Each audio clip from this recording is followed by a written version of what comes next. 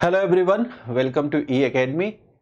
मैं आज जिस चैप्टर को शुरू करने जा रहा हूं वो सेल के बाद का सबसे इम्पॉर्टेंट चैप्टर माना जाता है और इस चैप्टर से डिफरेंट काइंड्स ऑफ क्वेश्चंस पीछे एग्जाम्स में पूछे गए हैं।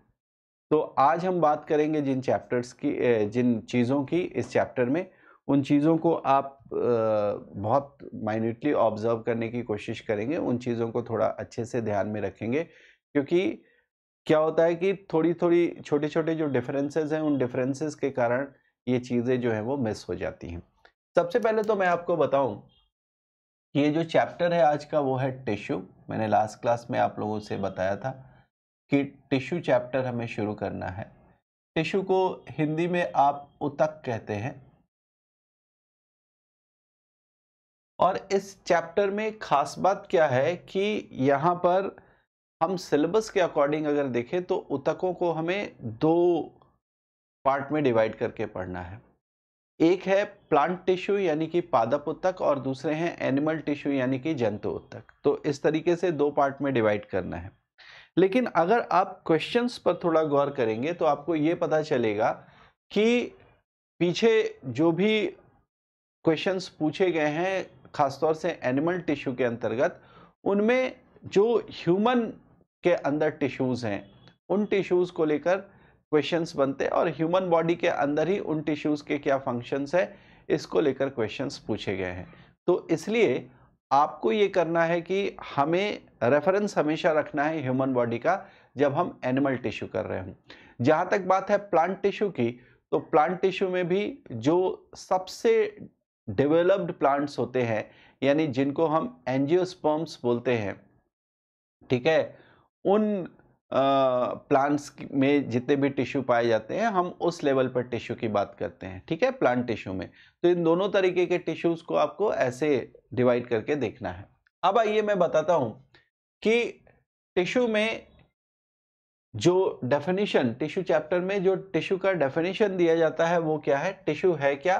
तो हम कहते हैं ग्रुप ऑफ सेल्स, है ना, ग्रुप ऑफ सिमिलर सेल, ऐसा बोलेंगे, ग्रुप ऑफ सिमिलर सेल्स और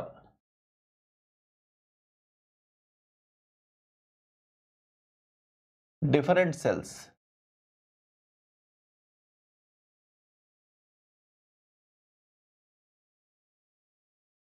responsible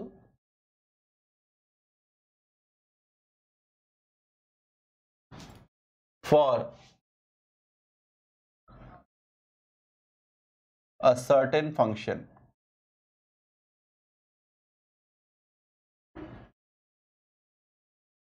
ठीक है, यानी समान कोशिकाओं या फिर अलग अलग प्रकार की कोशिकाओं का समूह जो कि किसी खास कार्य के लिए, किसी खास फंक्शन के लिए उत्तरदायी होते हैं, उनको हम ऊतक बोलते हैं, उनको हम टिश्यू बोलते हैं। ठीक है, अब कई बार लोगों के जहन में ये चीज आती है कि ऊतकों की बात जब कर रहे हैं तो ज्यादातर हमने ये पढ़ा है कि वहां पर समान प्रकार के, है ना, सेल्स होते हैं, समान प्रकार की कोशिकाएं होती हैं, भिन्न प्रकार की कोशिकाएं नहीं पाई जाती। लेकिन मैं आपको बताऊंगा कि जब हम प्लांट टिश्यू में कुछ ऐसे टिश्यूज के बारे में पढ़ते हैं जो प्लांट के अंदर संवहन की प्रक्रिया यानी कि सर्कुलेटरी सिस्टम, सर्कुलेटरी फंक्शन के लिए उत्तरदायी होते हैं, तो उनमें जो टिश्यू बन रहा है वो कई अलग अलग प्रकार की कोशिकाओं से मिलकर बनता है। तो इसलिए ऊतक की परिभाषा में आप ये नहीं कहेंगे कि हर बार सिमिलर सेल ही होगा, वहां पर डिफरेंट काइंड्स ऑफ सेल्स मिलकर भी ग्रुप कर सकते हैं और फिर वो किसी खास कार्य को अंजाम देने के लिए, किसी सर्टेन फंक्शन के लिए जो है वो रिस्पॉन्सिबल होते हैं, उत्तरदायी होते हैं। ठीक है, जैसा मैंने आपको बताया कि अपने सिलेबस के अकॉर्डिंग हमें पढ़ना है प्लांट टिश्यू और एनिमल टिश्यू 2 पार्ट में करके। तो मैं यहां पर आपको बताऊं 2 टाइप्स ऑफ टिश्यूज में एनिमल टिश्यू और प्लांट टिश्यू।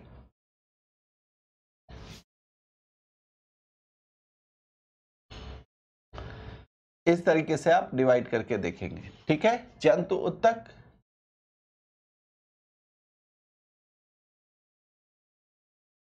और पादप ऊतक।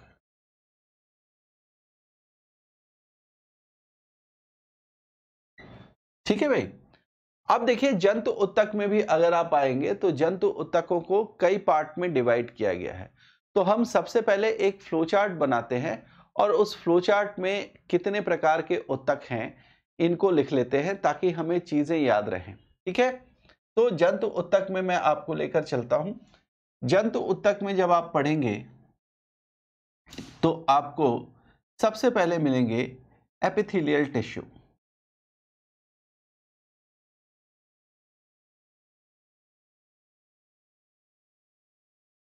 ठीक है, एपिथेलियल टिश्यू या इसको हिंदी में बोलते हैं एपिथीलियमी ऊतक।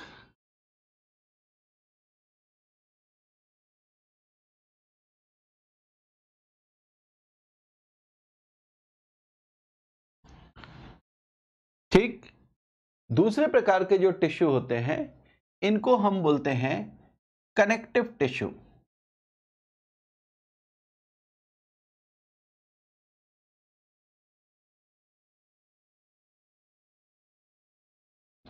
हिंदी में बोलते हैं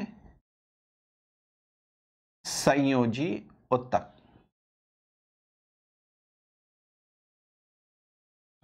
जो तीसरे प्रकार के टिश्यू होंगे इनको हम कहेंगे मस्कुलर टिश्यू।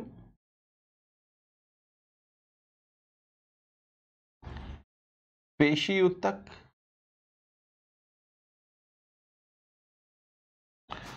और जो चौथा प्रकार है वो है नर्वस टिश्यू यानी कि तंत्रिका ऊतक। ठीक है, चार प्रकार के टिश्यूज की बात की है, epithelial tissue, connective tissue, muscular tissue और नर्वस टिश्यू। दिमाग में आप ये बैठाएं कि इन ऊतकों को इनके कार्य के आधार पर, इनके फंक्शंस के बेसिस पर डिफरेंशिएट किया गया है, अलग अलग किया गया है।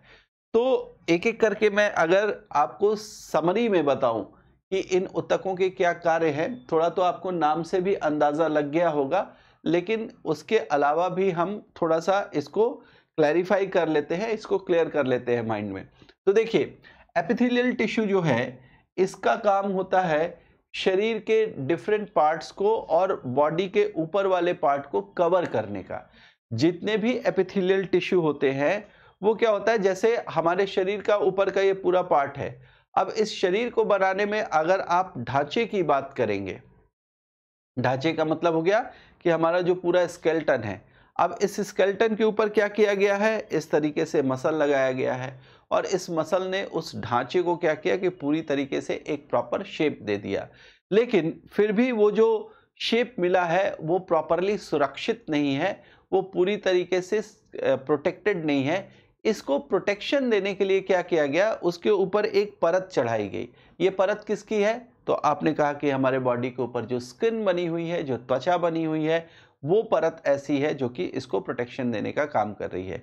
तो एक तो शरीर का जो बाहरी हिस्सा है उसको प्रोटेक्शन देने, उसको सुरक्षा देने का काम, और अंदर के हिस्से में अगर आप जाएंगे, यानी कि आपकी जब फिजियोलॉजी की बात आप जब करेंगे तो वहां पर आपको ये समझ में आएगा कि अंदर बहुत सारे ऐसे अंग हैं, बहुत सारे ऐसे ऑर्गन्स हैं जिनको बाहर से कोई झटका ना लगे जिससे कि उसमें टूट फूट हो। उस टूट फूट, उस झटके से बचाने के लिए एक शॉक एब्जॉर्बर के रूप में, है ना, एक मतलब आप कह सकते हैं कि झटके को सहने या झटके को अवशोषित करने के उद्देश्य से वो काम किया गया है। तो ओवरऑल अगर आप देखेंगे तो उनके ऊपर भी कवरिंग होती है जिस टिश्यू की, वो एपिथेलियल टिश्यू होता है। या फिर बहुत सारे ऑर्गन हमारे ऐसे हैं जो कि हॉलो ऑर्गन हैं, जो कि क्या है, अंदर से खोखले हैं, जैसे हमारी श्वास नलिका, जैसे हमारी आहार नलिका, जैसे हमारा स्टमक, जैसे हमारे इंटेस्टाइन का हिस्सा। तो बीच में से क्या है, खोखली है, और खोखले होने के कारण उनमें भी वियर एंड टियर हो सकता है। तो वहां पर उस खोखले भाग का एक आवरण बनाने के लिए वहां पर एक आप कह सकते हैं कि परत जो है उनको सुरक्षा प्रदान करती है, उनको प्रोटेक्शन देती है। और वो परत कौन सी होगी? एपिथेलियल टिश्यू की, यानी एपिथेलियमी ऊतक की होगी। तो ऐसे करके एपिथेलियमी ऊतक का जो मुख्य कार्य है वो है प्रोटेक्शन देना। वो क्या है? प्रोटेक्शन देना। लेकिन कुछ जगहों पर इनको मॉडिफाई भी होना पड़ा है, और ये टिश्यू मॉडिफाई होके क्या हो गए, इन्होंने कुछ सिक्रीशन करने का भी काम करना शुरू किया। यानी ये कुछ सेक्रेटिव आप कह सकते हैं कि फंक्शंस के साथ नजर आई हैं। जैसे कि हमारे शरीर के अंदर डिफरेंट जगहों पर जो ग्लैंड्स हैं, जो ग्रंथियां हैं, वहां पर भी हमें एपिथेलियम टिश्यूज जो हैं, एपिथेलियल टिश्यूज मिलते हैं। और इन एपिथेलियल टिश्यूज से किसी खास तरीके के एंजाइम का या किसी खास तरीके के जूस का सेक्रेशन हो रहा होता है। तो ग्लैंड बनाने वाले इन एपिथेलियल टिश्यू को ग्लैंडुलर एपिथेलियम बोलते हैं। डिटेल्स में हम उन चीजों को देखेंगे, ठीक है। अब आइए दूसरे टिश्यू की बात करें। दूसरा टिश्यू है हमारे पास कनेक्टिव टिश्यू। कनेक्टिव टिश्यू में आपको बताऊं कि नाम से पता चल रहा है कि ये कनेक्ट करने का काम करेंगे, है ना। ये क्या करेंगे? कनेक्ट करने का काम करेंगे। तो इसमें आपको बहुत अच्छे तरीके से पता होना चाहिए कि शरीर के अंदर जहां जहां भी दो पार्ट्स को कनेक्ट करने का काम किया जा रहा है, दो ऑर्गन्स को कनेक्ट करने का काम किया जा रहा है, या दो डिफरेंट टिश्यूज को कनेक्ट करने का काम किया जा रहा है, जहां पर भी कुछ कनेक्ट कर रहे हैं वो सारे टिश्यूज जो होंगे वो कनेक्टिव टिश्यू होंगे। फॉर एग्जाम्पल अगर हम बात करें बोन्स की, तो बोन्स कनेक्ट करते हैं और कनेक्ट करने के बाद पूरे शरीर का ढांचा बनाने का काम करते हैं। तो बोन को हम कनेक्टिव टिश्यू बोलते हैं। जैसे हमारे शरीर के अंदर लिगामेंट होते हैं, हमारे शरीर के अंदर कार्टिलेजेस होते हैं, ये सारे क्या हैं? कनेक्टिव टिश्यू हैं।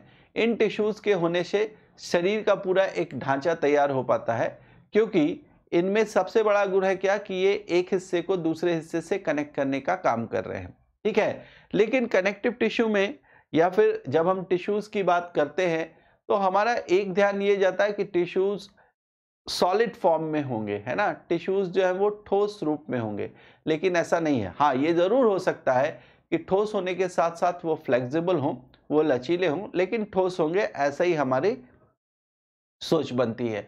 लेकिन मैं आपको बताऊं कि जब हम कनेक्टिव टिश्यू पढ़ते हैं तो उसमें एक विशेष प्रकार का टिश्यू और भी आता है जो नेचर वाइज, प्रकृति के अनुसार ठोस नहीं है, बल्कि वो द्रव अवस्था में है, लिक्विड फॉर्म में है। थोड़ा आश्चर्य होता है ये जानकर कि लिक्विड फॉर्म में कोई टिश्यू कैसे हो सकता है, लेकिन आपको बताऊं कि हमारे शरीर के अंदर एक ऐसा टिश्यू है जो कि लिक्विड फॉर्म में होते हुए भी पूरे शरीर को जोड़ने का काम करता है, और पूरे शरीर तक कुछ विशेष चीज पहुंचाने के लिए वो रिस्पॉन्सिबल होता है।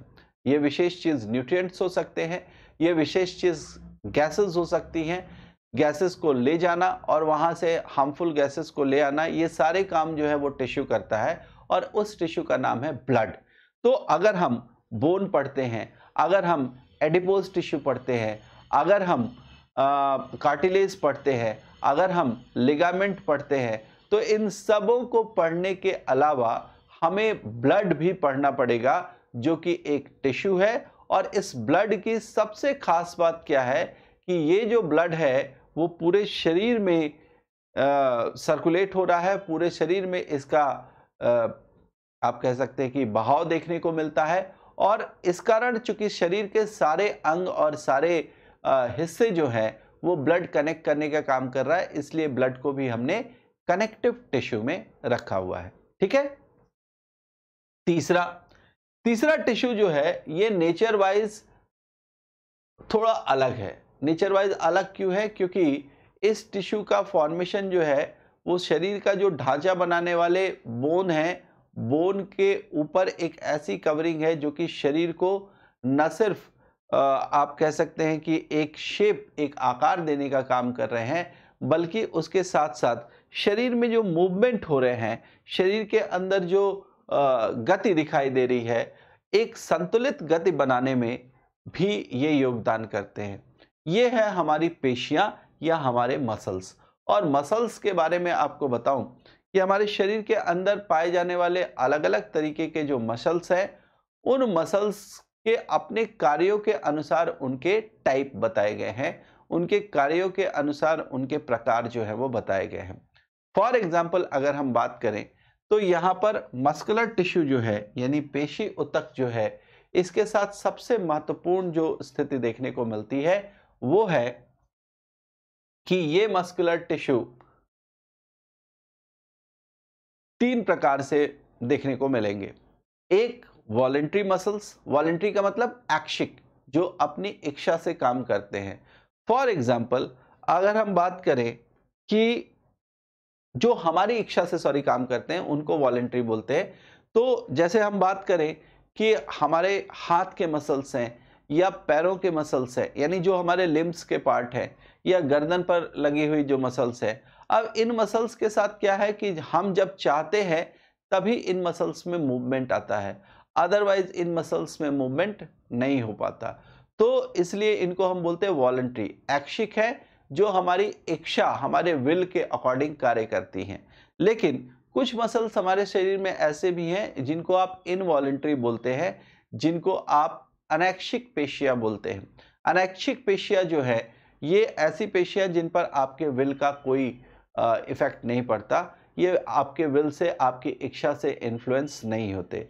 फॉर एग्जाम्पल अगर हम बात करें तो हमारे पलकों की जो मसल्स हैं ये अनैच्छिक पेशियां हैं, है ना। इसके अलावा हमारे जो श्वास नली की पेशियां हैं वो अनैच्छिक पेशियां हैं। हमारे आहार नलिका की जो पेशियां हैं वो अनैच्छिक पेशियां हैं। क्यों? क्योंकि उनके फैलने और सिकुड़ने पर हमारा अधिकार नहीं होता। वो अपने सुविधा के अनुसार या जैसी आवश्यकता होती है उस अनुसार खुद को समावेशित कर लेते हैं, खुद को एडजस्ट कर लेते हैं। तो इसलिए उन पर चूंकि हमारा अधिकार नहीं है, हमने उनको अनैच्छिक बोल दिया। लेकिन जैसे ही हम अनैच्छिक पेशियों की बात कर रहे हैं तो एक और विशेष पेशी है जिसको हमें ध्यान में रखना पड़ेगा। वो विशेष पेशी है कौन सी? वो विशेष पेशी है कार्डियक मसल्स। ये एक विशेष प्रकार की अनैच्छिक पेशी है जो कि बहुत ही रिदमिक मूवमेंट करती है। देखिए, आपकी पलकों को आप, वैसे तो उनका भी एक अपना रिदम है, लेकिन इसके बावजूद भी एक समय ऐसा है जब आप सोते हैं तो फिर इनमें कोई मूवमेंट नहीं होता, ये पूरी तरीके से ऐसे ढकी रहती हैं। या फिर आप कई बार अपनी इच्छा इन पर थोपते हैं तो एक बहुत छोटे टाइम इंटरवल के लिए आप प्रयास करते हैं कि इनको रोका जा सके, तो वो उस समय रुक भी जाती हैं। लेकिन कार्डियक मसल्स ऐसे मसल्स हैं जो निरंतर एक रिदमिक मूवमेंट के साथ चलते रहते हैं। एक लयबद्ध तरीके से जो है वो उनमें गति देखने को मिलती है और ये गति जीवन पर्यंत रहती है। मैं ऐसा इसलिए कह रहा हूँ क्योंकि जब तक हृदय की गति है तब तक मनुष्य का जीवन है। हृदय की गति एक क्षण के लिए भी रुक जाए तो मनुष्य का जीवन जो है वो समाप्त।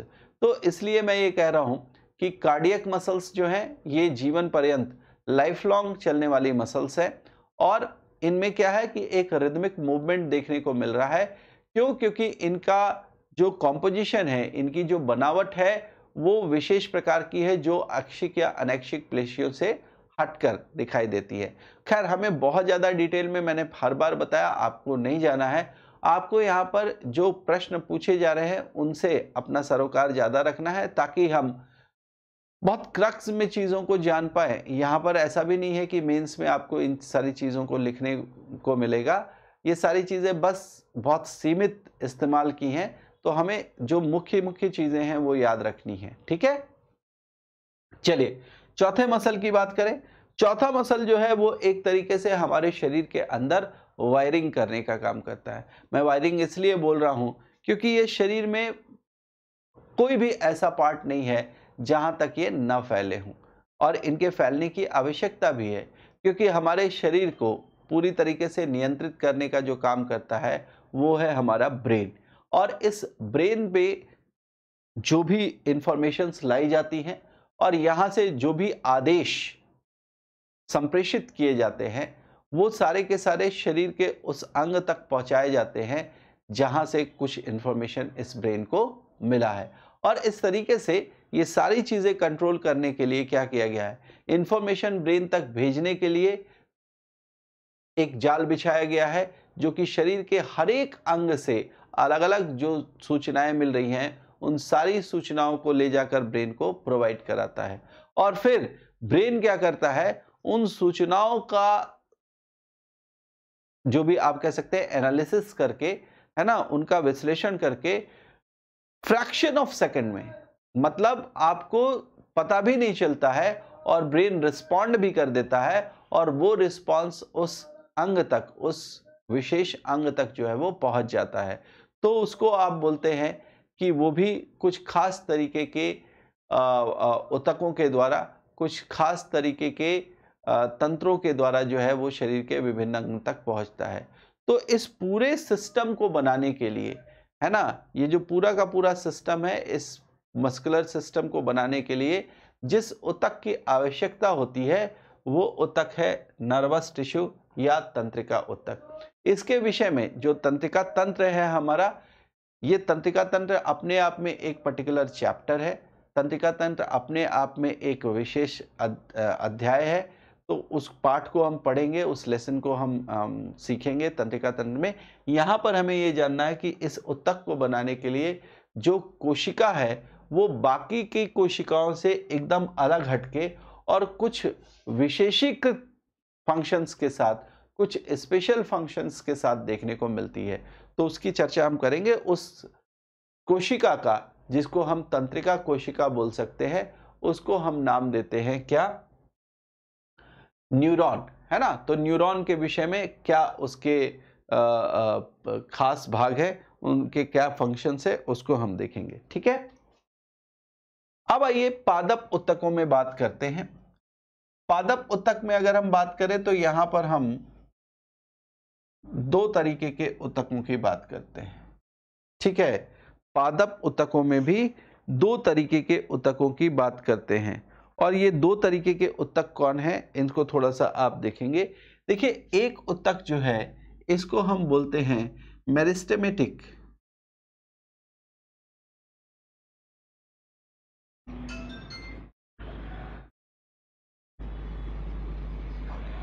मेरिस्टेमेटिक टिश्यू, ठीक है। जो मेरिस्टेमेटिक टिश्यू होते हैं प्लांट में, ये ऐसे टिश्यू होते हैं जो प्लांट के हर उस पार्ट पर पाए जाएंगे जिस पार्ट पर आप कहते हैं कि ग्रोथ की कंडीशंस डेवलप होती हैं, यानी जहां पर ग्रोथ जो है वो बहुत प्रोमिनेंट होता है, जहां पर उस प्लांट के लिए जो समृद्धि वाले भाग हैं, उसके जो बढ़ने वाले हिस्से हैं, उन जगहों पर कौन से टिश्यू मिलेंगे, मेरिस्टेमेटिक टिश्यू मिलेंगे। बाकी के जो टिश्यू होते हैं, देखिए शुरुआत में प्लांट में मेरिस्टेमेटिक टिश्यू ही बनते हैं, ये आपको ध्यान रखना है। लेकिन समय के साथ साथ जब मेरिस्टेमेटिक टिश्यू ही मैच्योर हो जाते हैं और उनमें डिवीजन करने की जो क्षमता है, जो एबिलिटी है, वो धीरे धीरे धीमी पड़ने लगती है और फिर एक समय आने पर वो इतनी धीमी हो जाती है कि आपका जो परसेप्शन है उनके डिवीजन का, वो आप प्रॉपरली रिकॉग्नाइज नहीं कर पाते। तो इसलिए ऐसे टिश्यूज को जिनमें डिवीजन की एबिलिटी ऑलमोस्ट नेग्लिजिबल हो जाती है, जिनमें गुणित होने की जो क्षमता है, विभाजित होने की जो क्षमता है, वो लगभग नगण्य की स्थिति में पहुंच जाती है, तो हम उसको बोलेंगे परमानेंट टिश्यू।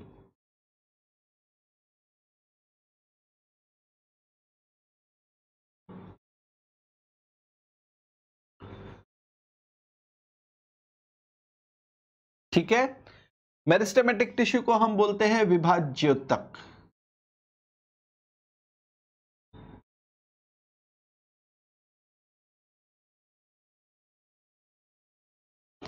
मेरिस्टेमेटिक टिश्यू को क्या बोलेंगे, विभाज्योतक बोलेंगे। और जो परमानेंट टिश्यू होते हैं इनको हम बोलेंगे स्थायी ऊतक।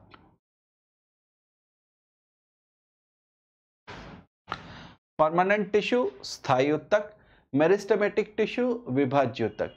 दो भाग में इनको बांटकर देख लिया। अब आइए इसके बाद देखें कि जो परमानेंट टिश्यू है इसके भी दो हिस्से हैं। जो परमानेंट टिश्यू है इसके भी दो हिस्से हैं। कौन से दो हिस्से हैं, इनको जरा देखें। एक हिस्सा है जिसको हम बोलते हैं सिंपल परमानेंट टिश्यू,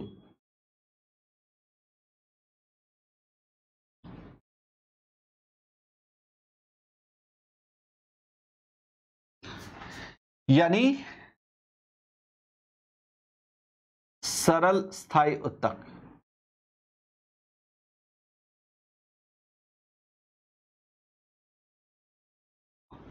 और दूसरे जो हैं इनको हम बोलते हैं कॉम्प्लेक्स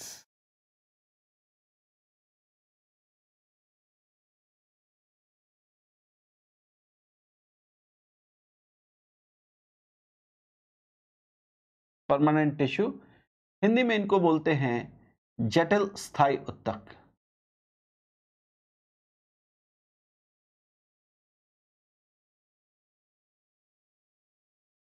ठीक है, तो इस तरीके से आप परमानेंट टिश्यू को यानी कि स्थायी ऊतकों को भी दो भाग में बांटकर देख सकते हैं। जहां तक सवाल है कि हमने इनको दो भागों में क्यों बांटा है, तो एक चीज मैंने ऊपर लिखी है, अब यहां पर वो चीज लागू हो जाएगी कि ग्रुप ऑफ सिमिलर सेल्स या फिर डिफरेंट सेल्स का भी अगर ग्रुप होगा तो भी हम उसको टिश्यू बोलेंगे। तो जब हम कॉम्प्लेक्स परमानेंट टिश्यू की बात करते हैं तो यहां आने के बाद ये चीज जो है वो आपके लिए डिफाइन हो पाती है। यहां आने के बाद ये पता चल पाता है कि जो टिश्यू है वो किस तरीके का है। कॉम्प्लेक्स परमानेंट टिश्यू के बारे में ये बताया जाता है कि ये सिमिलर सेल्स का ग्रुप नहीं होता, ये एक ही प्रकार की कोशिकाओं का समूह नहीं होता। जो कॉम्प्लेक्स परमानेंट टिश्यू है इसमें कई अलग अलग प्रकार के सेल्स, कई अलग अलग प्रकार के जो टिश्यूज हैं, कोशिकाएं हैं, वो एक साथ समूहकृत होती हैं, एक साथ उनका ग्रुप बनता है और तब जाकर वो एक कॉम्प्लेक्स परमानेंट टिश्यू के रूप में दिखाई देते हैं। तो इसमें हमें डिफरेंट सेल्स चूंकि मिल जाएंगे, इसलिए हमने इनकी जो कैटेगरी है उसको हमने कॉम्प्लेक्स बताया है। बाकी आप इन सारी चीजों को समझ गए हैं, तो इस फ्लो चार्ट से एक हमारे माइंड में एक मैप खिंच गया, एक ऐसी रूपरेखा बन गई कि हमें एटलीस्ट इन सारी चीजों का पता चल पाता है कि हमारे पास कितने प्रकार के टिश्यू हैं। अब मैं एक एक करके इन टिश्यूज के डिटेल में जाऊंगा, जैसे एपिथेलियल टिश्यू में कौन कौन से टिश्यू हैं, उनके फंक्शंस क्या हैं, है ना, परमानेंट टिश्यू में कौन कौन से टिश्यूज हैं, उनके फंक्शन क्या है, ये सारी चीजें हम एक एक करके करेंगे। ठीक है,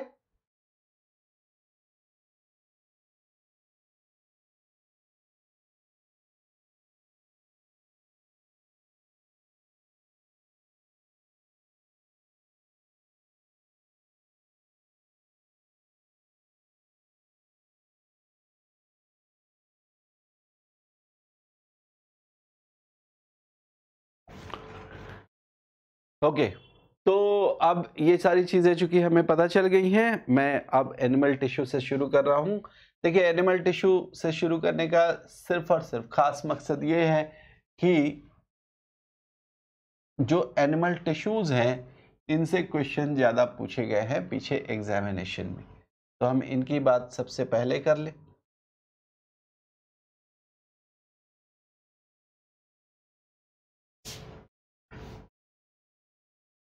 टॉपिक हम लोग डाल लेते हैं एनिमल टिश्यू,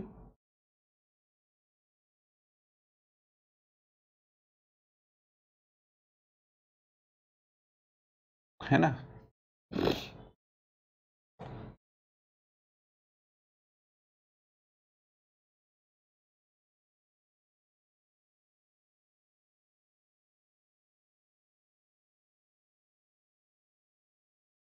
जंतु उत्तक, ठीक है। और इस जंतु उत्तक में अब हम बात करेंगे सबसे पहले प्रकार के टिश्यू की, जिसको मैंने बताया है वो है एपिथेलियल टिश्यू। फर्स्ट जो है वो है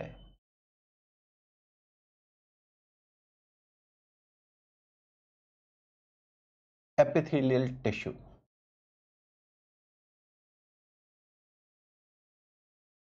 हिंदी में बोलेंगे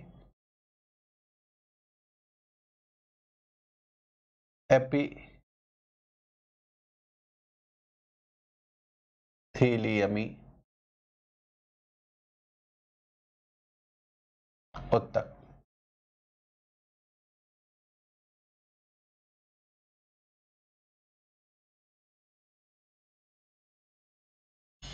ठीक है, एपिथीलियमी ऊतक।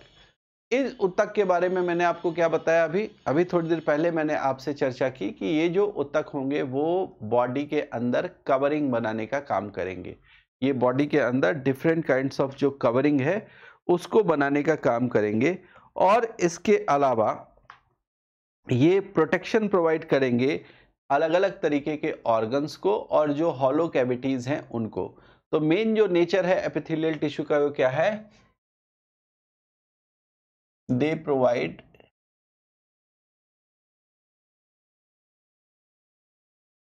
Covering and protection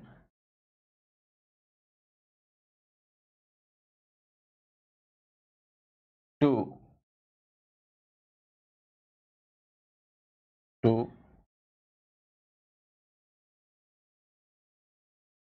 different body, different organs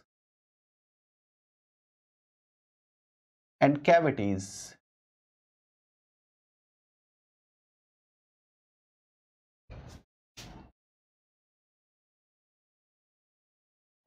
of the body। तो शरीर में जितने भी अंग हैं, अंगों की कवरिंग देने में, और जो भी हॉलो ऑर्गन्स हैं या जिनको आप कैविटी बोलते हैं, इन कैविटीज को हम हिंदी में गुहा कह सकते हैं। तो अलग अलग प्रकार की गुहाएं हैं, उन गुहाओं को और अंगों को अगर ऊपर से कवरिंग देनी है तो वो कवरिंग बनाने में, या फिर प्रोटेक्शन अगर देना है उनको तो उन प्रोटेक्शन के लिए भी, उनको सुरक्षा प्रदान करने के लिए भी ये ऊतक जो है वो रिस्पॉन्सिबल होते हैं।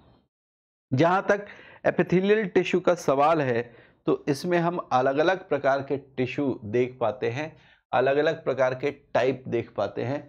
तो एक एक करके मैं टाइप की बात करता हूँ, उन टाइप से आप यहाँ पर समझेंगे, और फिर मैं ये भी बताऊंगा साथ के साथ कि ये पाए कहाँ जा रहे हैं। ठीक है, तो एपिथेलियल टिश्यू में सबसे पहला जो टिश्यू है इसको हम बोलते हैं स्क्वैमस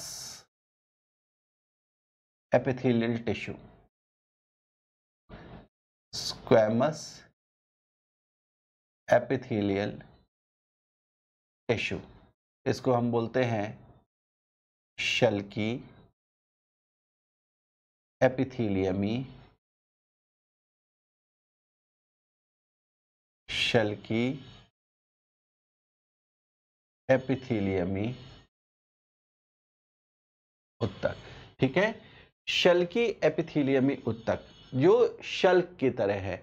इस ऊतक की सबसे खास बात ये होती है कि ये जो ऊतक है ना, ये एक पतली परत के रूप में, और परत भी कैसी होती है, समान प्रकार की कोशिकाओं की परत होती है ना। ये इस तरीके से पतली परत यहाँ मैं बना रहा हूँ, बहुत पतली परत एकदम, मतलब एक लेयर के फॉर्म में ना, सिंगल लेयर जो है वो इस तरीके से ये दिखाई देगी ऐसे करके। ठीक, और इसमें आप कई सारी कोशिकाएं जो है वो दिखा सकते हैं जो समान रूप से है। इवन कोशिकाओं के बीच बहुत ज़्यादा स्थान भी नहीं होता, कोशिकाओं के बीच जो है वो ज़्यादा स्थान भी देखने को नहीं मिलता। तो ऐसा करके आप इनको अलग कर सकते हैं। ठीक है, इस तरीके से। तो ये ऊतक जो हैं वो शल्की ऊतक के रूप में दिखाई देंगे। ये ऊतक जो है वो स्क्वैमस ऊतक के रूप में आपको पढ़ना है। सिमिलर सेल्स हैं, एक लाइनिंग होती है, और ये पाए कहाँ कहाँ जाते हैं, एक्सट्रीमली थिन और फैट होने के साथ साथ ये एक तो स्किन का जो पूरा भाग है वो बनाते हैं, और उसके साथ साथ ओइसोफेगस और जो माउथ की लाइनिंग है, यानी जो हमारे मुख के अंदर का जो भाग है वहाँ पर जो पूरा का पूरा उसकी जो कवरिंग है उसको बनाने का काम करते हैं। ठीक है, तो एपिथेलियल जो स्क्वैमस एपिथेलियल जो है फाउंड कहाँ होगा, sorry This tissue makes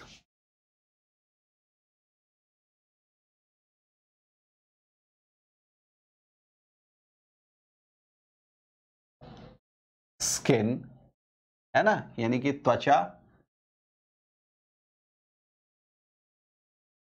and the lining of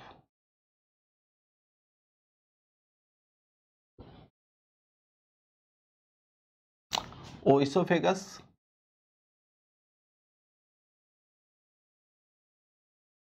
oesophagus आप समझते हैं, ओइसोफेगस को आप बोलते हैं आहार नलिका, है ना।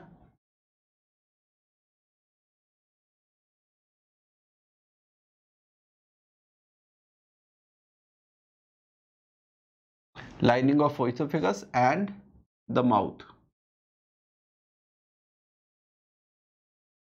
मुख, है ना, मुख के अंदर का जो पार्ट है उसकी लाइनिंग बनाने के लिए ये स्क्वैमस एपिथेलियल टिश्यू जो है वो काम करता है। तो आपको ये नाम याद रखने होंगे, लाइनिंग ऑफ ओइसोफेगस और उसके साथ साथ माउथ, यानी माउथ क्या हो गया, माउथ एक तरह की कैविटी हो गई, ओइसोफेगस क्या हो गया, एक तरीके की कैविटी हो गई। तो इस कैविटी का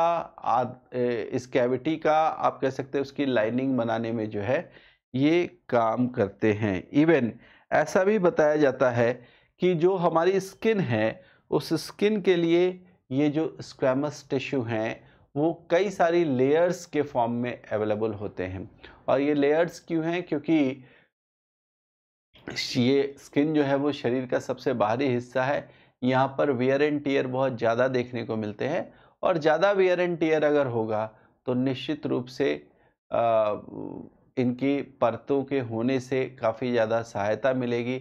जैसे आपकी स्किन छिल जाती है कई बार, तो ऊपर की एक परत छिलती है, अंदर वाली जो परत है वो फिर भी जो आपके मसल्स हैं और शरीर का जो आंतरिक हिस्सा है उसको वो क्या कर रहे हैं, प्रोटेक्शन प्रोवाइड कर रहे हैं। तो ऐसे में आपको बहुत ज़्यादा सोचने की आवश्यकता नहीं है, स्किन का तो हिस्सा बन ही रहा है, लेकिन उसके साथ साथ ओइसोफेगस और माउथ की लाइनिंग बनाने में भी ये हेल्प कर रहे हैं। स्किन वाले पार्ट में चूंकि इनकी कई सारी लेयर्स होती है इसलिए इनको स्ट्रैटिफाइड यानी कि परतदार शल की एपिथेलियमी ऊतक भी कह दिया जाता है। तो खैर उतना हमें नहीं, लेकिन पाए कहाँ जाते हैं ये हमें समझना ज़रूरी है। इसके बाद हम नेक्स्ट आते हैं क्यूबॉइडल।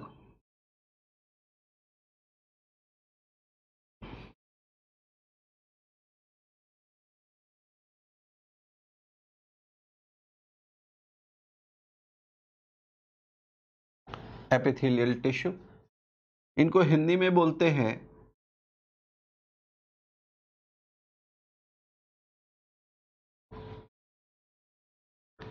घनाकार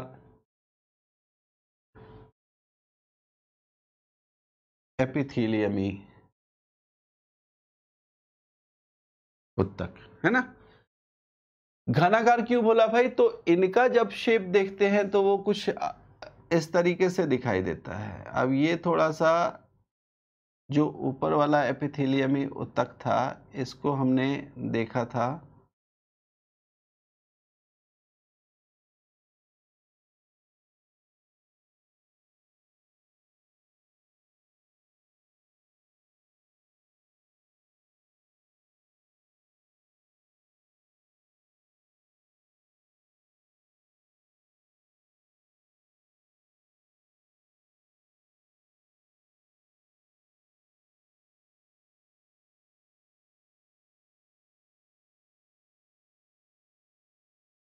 इस तरीके से।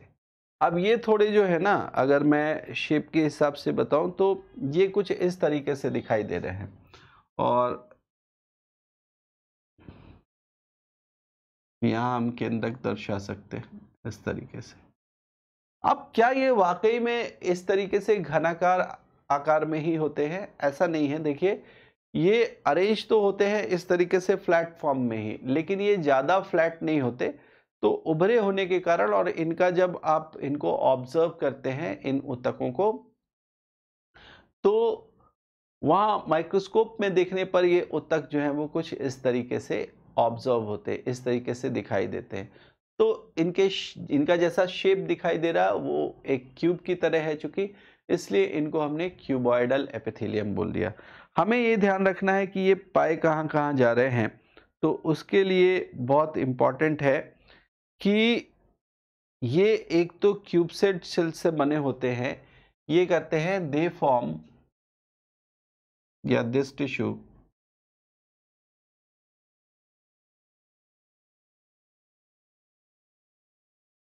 forms lining of kidney. Kidney के ऊपर लाइनिंग बनाने का काम करते हैं। किडनी का जो ट्यूब्यूल्स होता है ना, kidney tubules and ducts of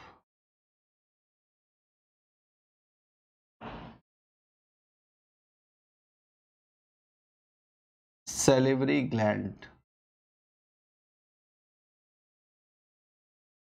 salivary glands क्या हो गई हमारी? लार ग्रंथियां हो गई।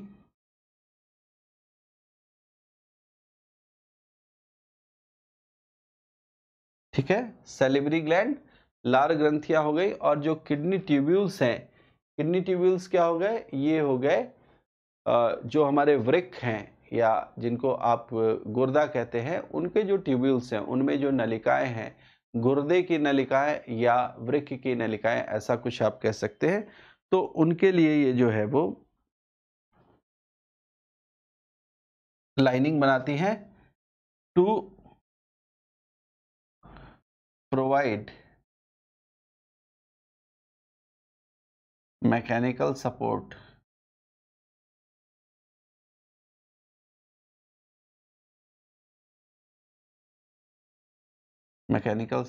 to these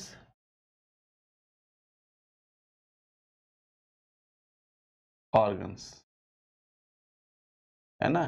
इन ऑर्गन्स को, इन अंगों को मैकेनिकल सपोर्ट प्रोवाइड करने के लिए ये काम कर रहे हैं। अच्छा जी, इसके अलावा ये जो एपिथेलियल टिश्यू है, ये एक्चुअल में कई बार मैंने बताया था कि सिक्रेटिव नेचर की भी हो जाती है। ये कुछ सब्सटेंसेस के सिक्रेशन करने के लिए रिस्पॉन्सिबल होती है, और उन सब्सटेंसेस को क्या करती हैं कि उस पर्टिकुलर पार्ट पर सिक्रीट करने का काम करती, तो उन्हीं को हम फिर ग्लैंडुलर एपिथेलियम भी बोल देते हैं, है ना। तो वो एक्चुअल में आप कह सकते हैं कि क्यूबॉइडल एपिथेलियम ही जब मॉडिफाई होता है तो ऐसा बन सकते हैं, लेकिन कुछ पुस्तकों में या कुछ बुक्स में आपको ऐसा भी मिलेगा जहां पर यह बताया गया कि भाई ग्लैंडुलर एपिथेलियम अपने आप में एक अलग प्रकार का ऊतक है, क्यूबॉइडल जो है वो अलग प्रकार का ऊतक है। तो ऐसा एनसीईआरटी में तो नहीं लिखा है, लेकिन दूसरी बुक्स में जो ऑथर्स हैं उन्होंने इस चीज़ का जिक्र किया है। तो हमें वो अलग रखना पड़ेगा, हमें वो कुछ खास करने की आवश्यकता नहीं है, लेकिन इतना ज़रूर है कि हमें ये बताना होगा एनसीईआरटी के अकॉर्डिंग कि ग्लैंडुलर एपिथेलियम क्यूबॉइडल का ही मॉडिफाइड फॉर्म है। ठीक है, तो sometimes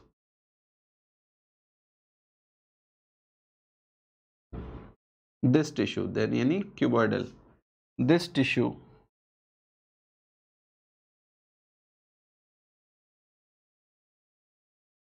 acquire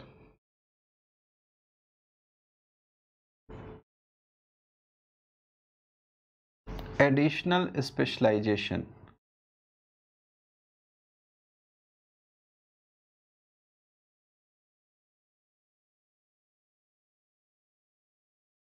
of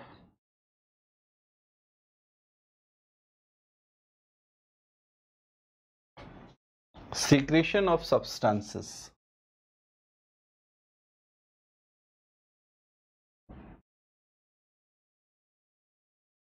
then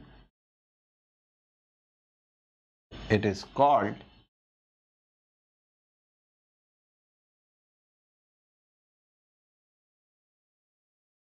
glandular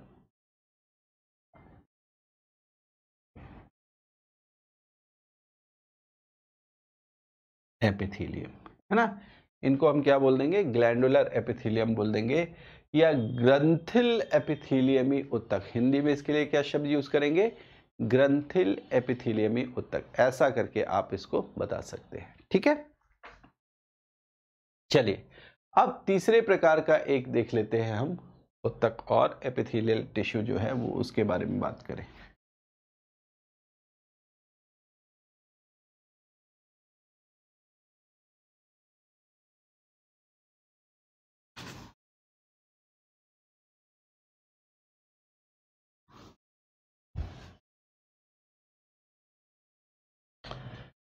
okay, तीसरे प्रकार का ऊतक कौन सा है, तो तीसरा जो है इसको हम बोलते हैं कॉल्यूमिनर एपिथेलियल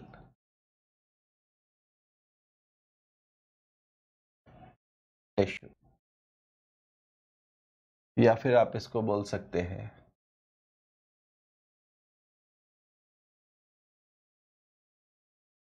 स्तंभाकार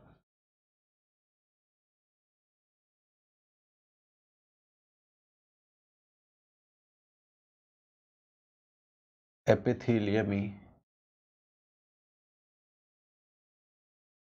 ऊतक।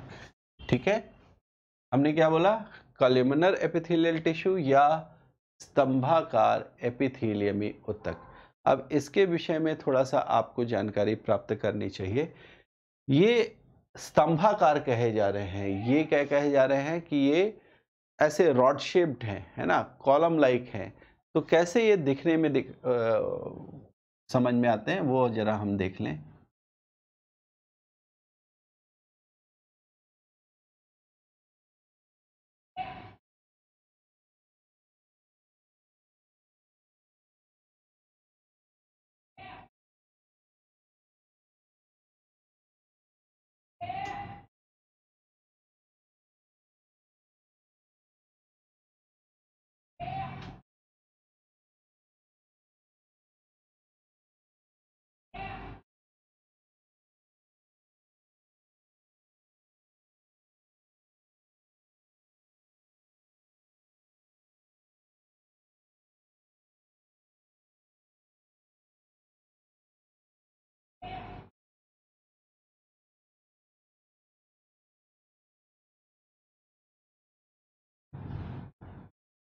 ऐसे, ठीक है,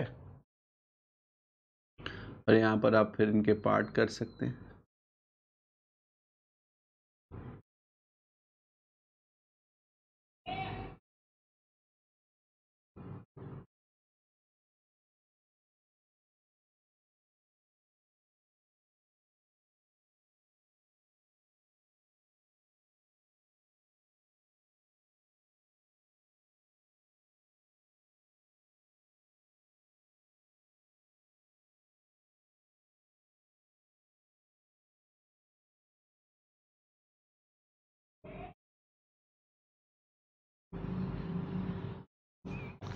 ठीक है भाई, इस तरीके से ये ऊतक दिखाई देंगे।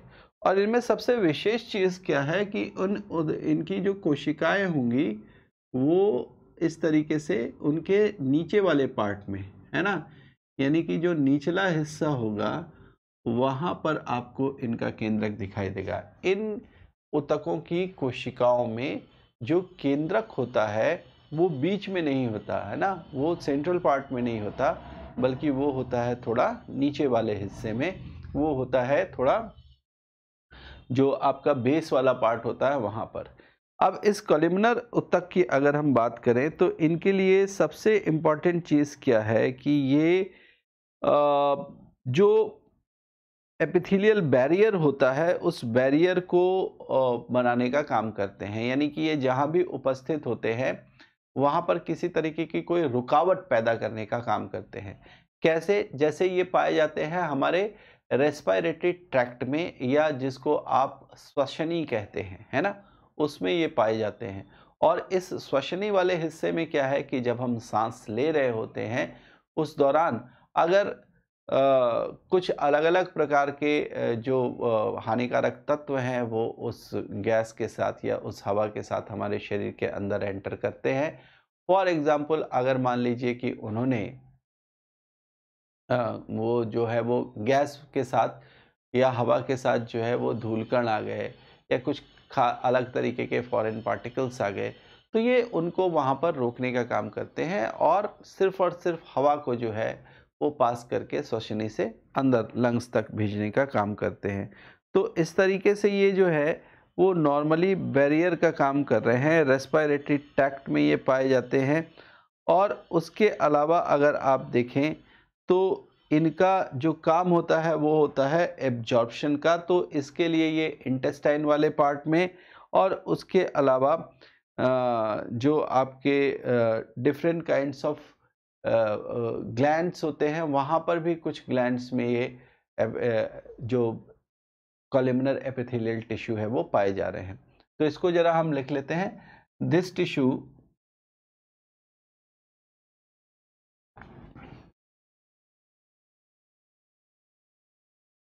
functions for secretion and absorption.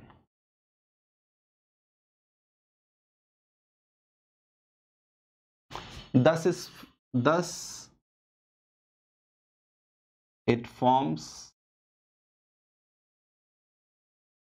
the inner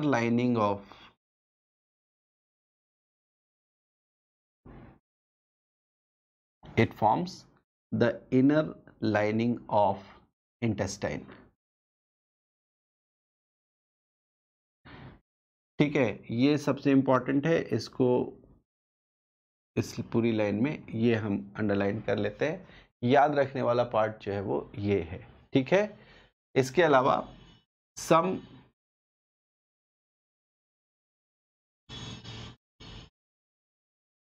columnar epithelial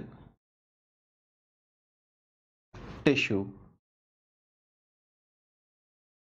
have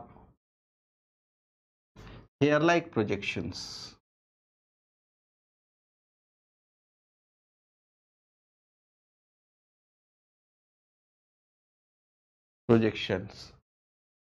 on their top.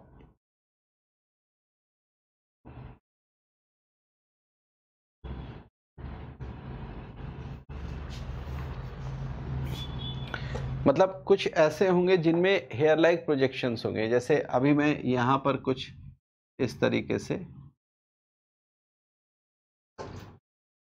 ये हम फ्रंट व्यू ले लेते हैं, है ना।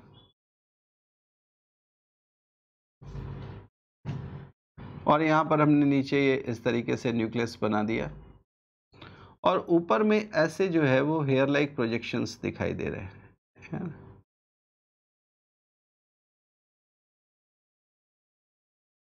इन हेयर लाइक प्रोजेक्शंस को क्या बोलते हैं? इनको बोलते हैं सीलिया।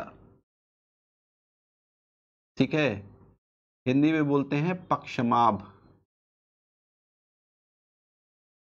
ठीक है, तो ये जो सीलिया है या पक्षमाभ आपको दिखाई दे रहा है, ये कुछ स्तंभाकार एपिथेलियल टिश्यू या फिर कॉलमनर एपिथेलियल टिश्यू में दिखाई देते हैं।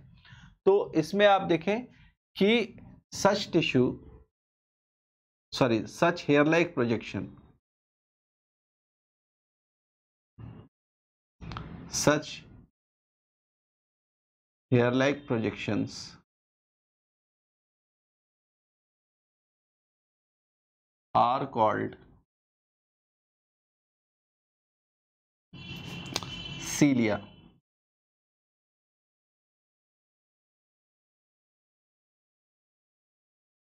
And the columnar tissue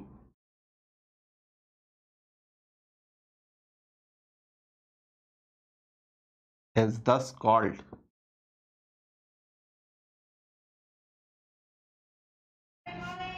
ciliated columnar epithelium. Ciliated columnar epithelium. ठीक है, तो इस तरीके से हम ये समझ पाएंगे कि कॉलमनर एपिथेलियम दो तरीके के हो गए, एक प्लेन वाला हो गया जो आपको दिखाई दे रहा है, और दूसरा सीलिएटेड हो गया जो नीचे दिखाई दे रहा है। तो जो सीलिएटेड दिखाई दे रहा है उसका काम है रिस्ट्रिक्शंस पैदा करना, उसका काम है बैरियर पैदा करना, रुकावट पैदा करना, और इसलिए जो सीलिएटेड कॉलमनर एपिथेलियम है वो कहाँ मिलेगा? This tissue is found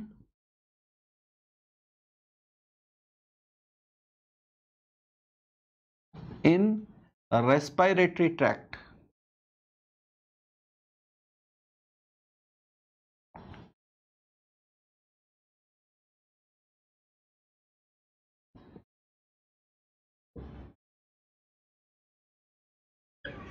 respiratory tract में, यानी आपकी जो श्वसनी है वहां पर ये मिलेगा। बाकी मैंने आपको शुरुआत में ही बताया जब सीलिया बता रहा था कि किस तरीके से रेस्पिरेटरी ट्रैक्ट में इस प्रकार के ऊतकों के होने की वजह से जो बाहर से आने वाले धूलकण है, जो डस्ट पार्टिकल्स हैं, वो सारे के सारे आपके क्या हो जाएंगे?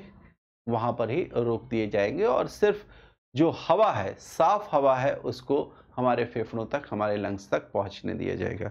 तो इस तरीके से हम लोगों ने जो अलग अलग प्रकार के एपिथेलियल टिश्यू है उनके बारे में यहाँ पर जाना कि ये किस तरीके से काम कर रहे हैं, ये किस तरीके से दिखाई देते हैं और कहाँ पर इनकी उपस्थिति होती है। प्रश्न के आधार पर अगर आप देखेंगे तो आपसे मुख्य रूप से ये कहाँ पाए जाते हैं, शरीर के किस हिस्से में पाए जाते हैं, यही ज्यादातर आपसे पूछा गया, खासतौर से एपिथेलियल टिश्यू के लिए। और मैच मेकिंग क्वेश्चन में ये देखा गया है, जैसे आपसे एक तरफ लिख दिया squamous epithelial tissue, ciliated columnar epithelial tissue, या सीलिएटेड कॉलमनर अगर पूरा नहीं लिखा तो सिर्फ सीलिएटेड भी लिखकर काम चला सकते हैं।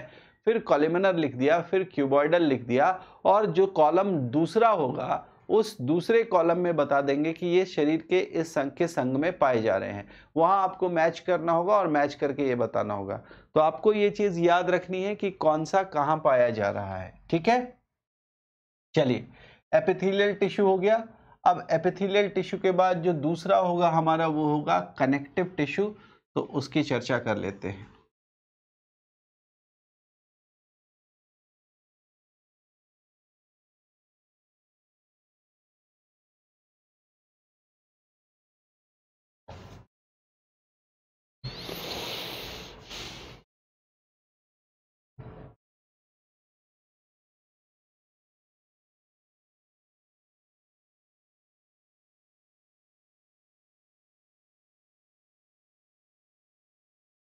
कनेक्टिव टिश्यू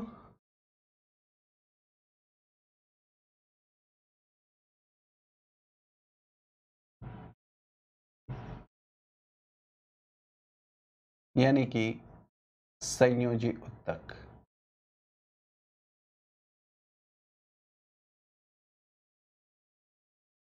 सबसे पहले तो मैं आपको यहां पर बता दूं कि संयोजी ऊतक जो हैं वो कई प्रकार के आपके बॉडी के अंदर उपस्थित हैं, अलग अलग रूपों में उपस्थित हैं, लेकिन इनमें से जो कुछ खास हैं उनके बारे में आपको विशेष रूप से एक पूरा का पूरा चैप्टर पढ़ना पड़ेगा अलग से। वो जो सबसे खास है उसके बारे में मैंने आपसे पहले चर्चा की थी, वो है ब्लड। वो क्या है? रक्त है, जिसको हमने एक फ्लूइड कनेक्टिव टिश्यू या फिर तरल संयोजी ऊतक के रूप में जाना था। तो खैर, हमारे लिए वो चैप्टर अलग होगा। तो हम ब्लड के बारे में सिर्फ इतना याद रखें कि वो एक संयोजी ऊतक है, बाकी पूरा उस चैप्टर में करेंगे। लेकिन बाकी के कनेक्टिव टिश्यूज से थोड़ा सा इंट्रोड्यूस हो ले, ये कहाँ पाए जाते हैं और किस तरीके से जो है वो इनका फॉर्मेशन होता है। तो ब्लड के अलावा अगर हम बात करें तो हमारे पास कौन कौन से कनेक्टिव टिश्यू हैं? एक तो हमने ब्लड कह लिया, रक्त, या रक्त को आप रुधिर भी कहते हैं, इसलिए रुधिर अगर कहीं लिखा हुआ मिले तो आप थोड़ा भी कंफ्यूज नहीं होंगे। ये क्या है? ये एक तरल संयोजी ऊतक है।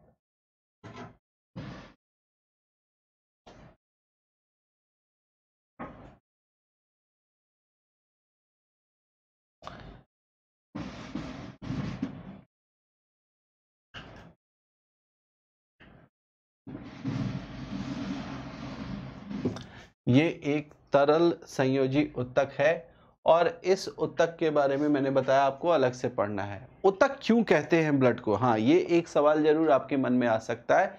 तो देखिए, ऊतकों की जो परिभाषा दी हम लोगों ने, टिश्यू के बारे में जो आपको डेफिनेशन बताया, वो क्या बताया? ग्रुप ऑफ सेल्स है। और अगर आप रक्त में उसका कॉम्पोजिशन पढ़ेंगे तो उसमें 3 प्रकार के कोशिकाओं की बात की गई और ये 3 प्रकार भी, उनमें उप प्रकार भी आपके कई सारे आ जाएंगे, सब टाइप्स भी आ जाएंगे। फॉर एग्जाम्पल, अगर हम रक्त में बात करें तो वहां पर हमारे पास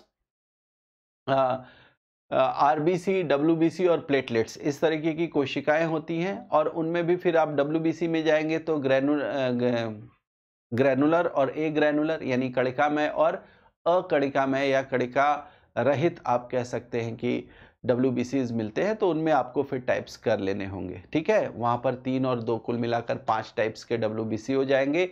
आपके जो थ्रोम्बोसाइट्स हैं या प्लेटलेट्स हैं वो अलग तरीके के हो जाएंगे और आरबीसी जो है वो अलग तरीके का है। लेकिन कोशिकाएं चूंकि अलग अलग हैं और उनके समूह से ही ये पूरा का पूरा रक्त बना है, इसलिए आप रक्त को भी टिश्यू कहेंगे, उसको भी एक ऊतक कहेंगे।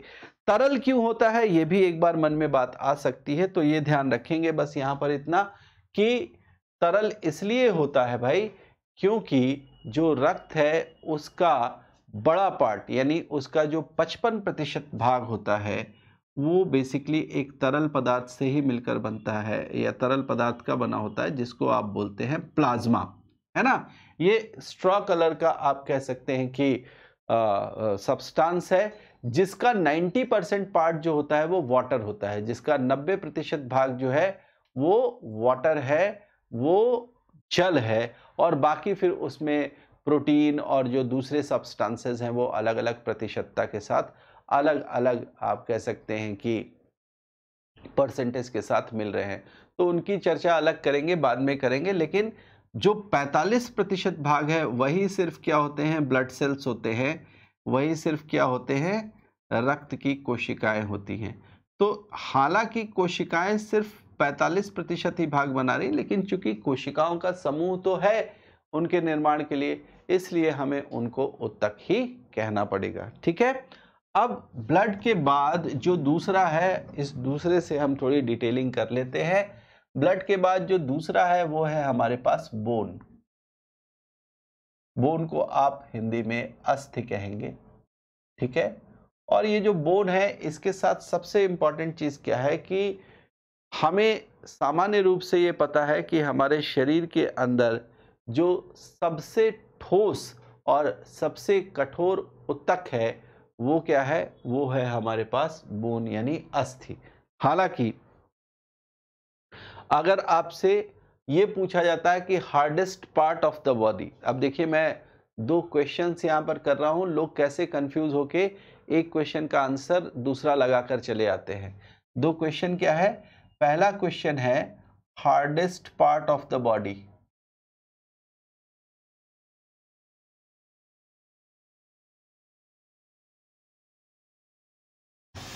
ठीक।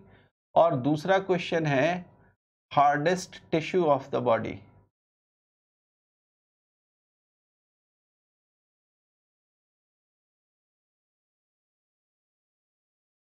ठीक है। हमें ये लगता है कि हम ये जो 2 पार्ट हैं इनको एक समान देख लें। हमें ये लगता है कि हम इन 2 पार्ट के जो आंसर्स हैं वो एक समान है, लेकिन ऐसा नहीं है। इन दोनों के अलग अलग उत्तर हैं। अगर आपसे hardest part of the body पूछ लिया गया तो ये hardest part of the body हमारे बॉडी का एक नॉन लिविंग पार्ट है, एक निर्जीव भाग है जो कि सबसे कठोर माना जाता है। और ये है हमारे दांतों का ऊपरी आवरण, जिसको हम एनामेल कहते हैं।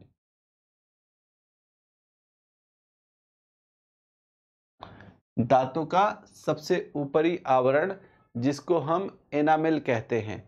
और hardest tissue of the body अगर आपसे पूछा जाए तो ये सीधा सीधा आप बोन लिखेंगे, ये सीधा सीधा आप अस्थि लिखेंगे, क्योंकि ये हमारे शरीर के अंदर एक टिश्यू के रूप में है, एक ऊतक के रूप में है। और इसके अलावा ये जीवित भाग है, ये living part of the body है ना। आप देखिए, जब हड्डी टूट जाती है, जब बोन में फ्रैक्चर हो जाता है तो पेन हो रहा है। पेन का मतलब इसलिए क्योंकि वो लिविंग पार्ट है, लेकिन आप बॉडी से कोई भी नॉन लिविंग पार्ट अगर अलग करेंगे तो आपको किसी प्रकार का कोई पेन नहीं होगा। फॉर एग्जाम्पल, आपके जो नेल्स बढ़ जाते हैं ऊपर, और जो डेड नेल्स होते हैं, उन डेड नेल्स को काटने में आपको किसी प्रकार की कोई कठिनाई नहीं होती या किसी प्रकार का कोई डर नहीं लगता। आपको सीधा सीधा पता है कि इनको काटने पर कोई दर्द नहीं होगा। लेकिन उसी डेड नेल्स के साथ साथ जब आपके लिविंग पार्ट जो है नेल्स के, वो कभी कट जाते हैं या उनके संपर्क में जो त्वचा है वो कट जाती है कभी, तो आपको काफ़ी दर्द होता है। क्यों? क्योंकि वो लिविंग हिस्सा है, वो बॉडी का पार्ट है, ठीक है। और वहाँ से जो इन्फॉर्मेशन है उसको ब्रेन तक पहुँचाया जाता है कि भाई यहाँ पर किसी प्रकार की कोई दिक्कत आ रही है, कठिनाई आ रही है। खैर, हमारा जो कहना है वो ये कि एक तो जब आप बोन की बात करें तो hardest tissue of the body के रूप में इसको याद रखें।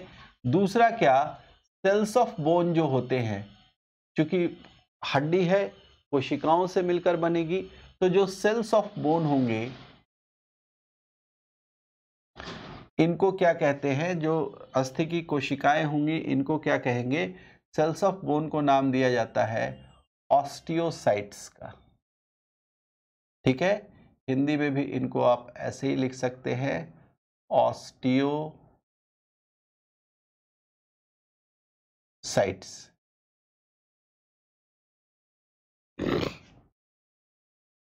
ठीक है। सेल्स ऑफ बोन, ऑस्टियोसाइट्स, है ना।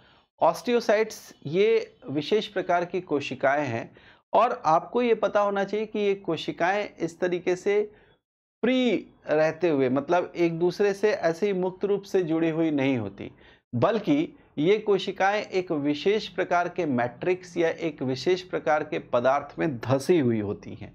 ये जो मैट्रिक्स बनता है ना, यहाँ पर मैं लिख रहा हूं, उसको आप ध्यान रखेंगे। The osteocytes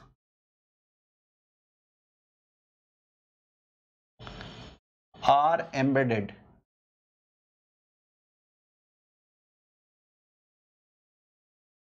into the matrix। Matrix को हिंदी में अगर ये टर्म मिलेगा आपको, या जो एनसीईआरटी में लिखा हुआ वो लिखा हुआ है आधात्री, ठीक है। Into the matrix made up of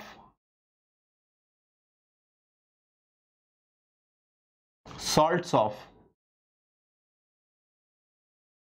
calcium and phosphorus,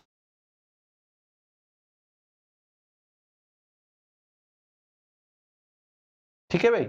जो मैट्रिक्स है वो किससे बना हुआ है, कैल्शियम और फास्फोरस के सॉल्ट से बना हुआ है, और इसी मैट्रिक्स में ये ऑस्टियोसाइट्स जो है वो धसे होते हैं। एक्चुअली ये जो मैट्रिक्स बना हुआ है कैल्शियम और फास्फोरस के सॉल्ट से, यही बोन को हार्डनेस प्रोवाइड कराते हैं।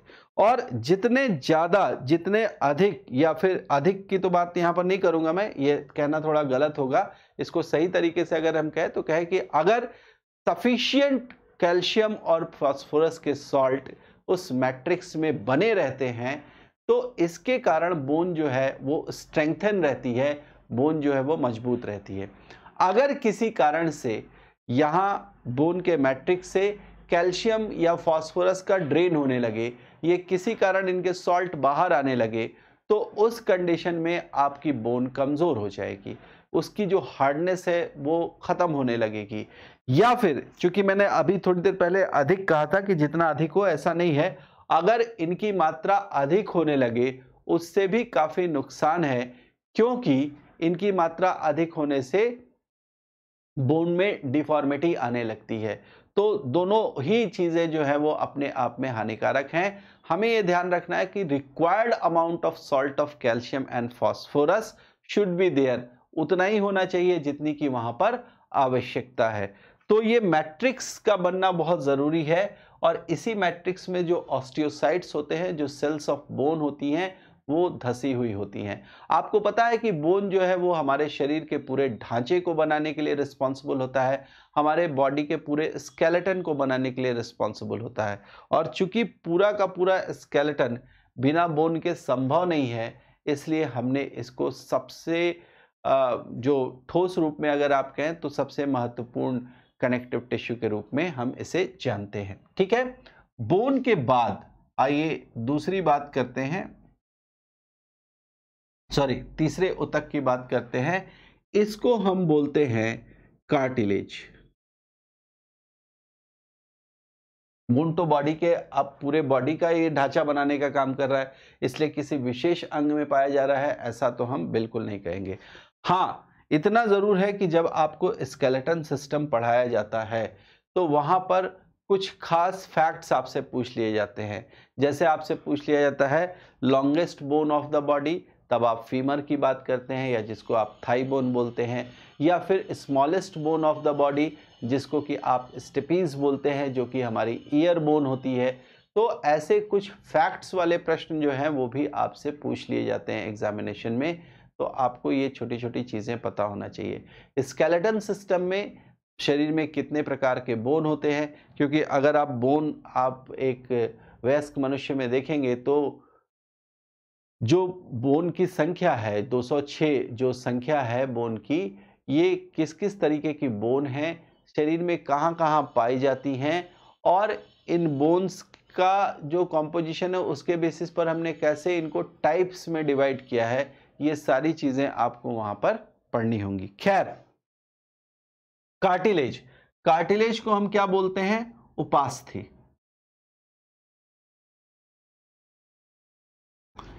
कार्टिलेज को हम क्या बोलते हैं? उपास्थि बोलते हैं। मैंने आपको ये बताया कि जो बोन्स होते हैं उनकी सेल्स को हम ऑस्टियोसाइट्स कहते हैं। जो कार्टिलेज होती हैं इनके सेल्स को क्या कहते हैं? सेल्स ऑफ कार्टिलेज जो है, इनको हम बोलते हैं कॉन्ड्रोसाइट्स।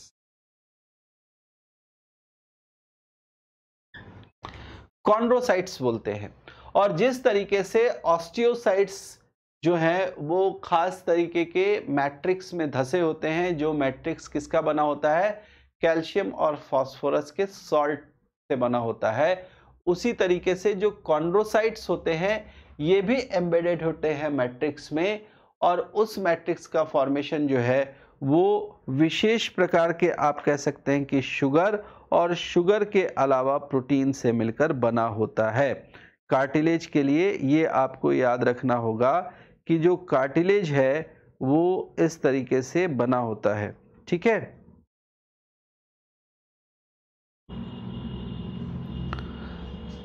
Okay, sorry. सो कॉन्ड्रोसाइट्स मैट्रिक्स में धसे हुए होंगे। ठीक है, द मैट्रिक्स ऑफ कार्टिलेज में ये लिख देता हूं।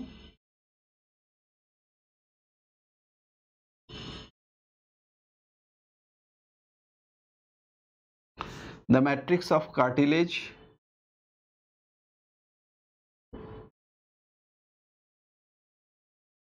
is made up of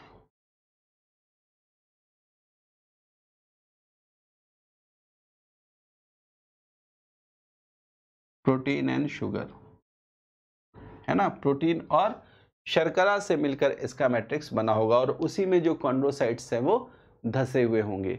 एक खास चीज और ध्यान रखनी है कि जो कार्टिलेजेस होते हैं ये जनरली बोन की तरह हार्ड नहीं होते, है ना? बोन की तरह आपको हार्ड बिल्कुल नहीं मिलेंगे। ये एक्चुअल में अगर आप देखें तो ठोस होने के साथ साथ ये क्या है? लचीले होते हैं, ये फ्लेक्सिबल होते हैं।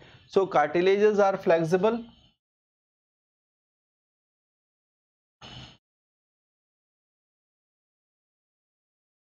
और इनके फ्लेक्सिबिलिटी का आप कह सकते हैं कि जो कारण है वो सीधा सीधा कारण इनका मैट्रिक्स है। इनकी जो आधात्री है जिसमें कि इनके सेल्स धसे हुए हैं, वो आधात्री, वो मैट्रिक्स ही रिस्पॉन्सिबल है कि ये किस प्रकार ये फ्लेक्सिबल क्यों है। ठीक है, अब आइए इसके बाद देखें कि जो कार्टिलेजेस हैं ये मिलते कहाँ हैं। ये आपसे प्रश्न कई बार पूछे हुए हैं। So cartilages are found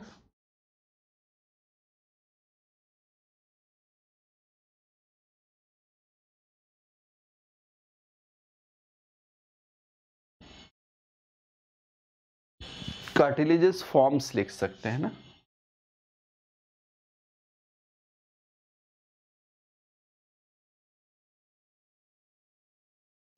the tip of nose, है ना, नाक का ये जो भला भाग है ये काफी लचीला है, टिप ऑफ नोज, तो ये बना हुआ है कार्टिलेजेस का।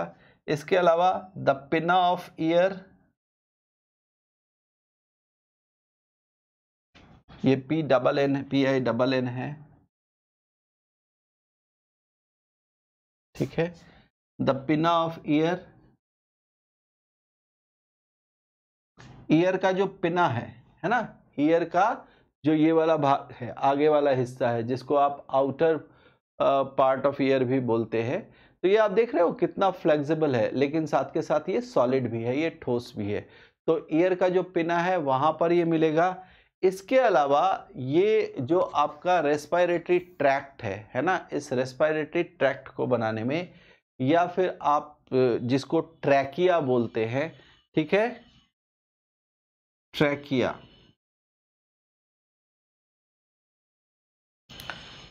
एंड लिख देते हैं,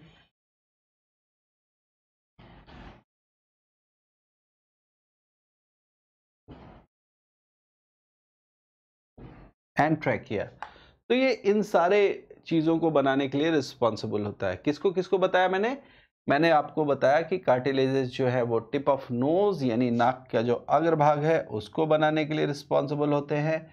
ईयर का पिना यानी जो आउटर एक्सटर्नल ईयर है उसको बनाने का काम करते हैं, और साथ के साथ जो ट्रैकिया है ना, जो श्वास नलिका है, उसको बनाने का काम करते हैं।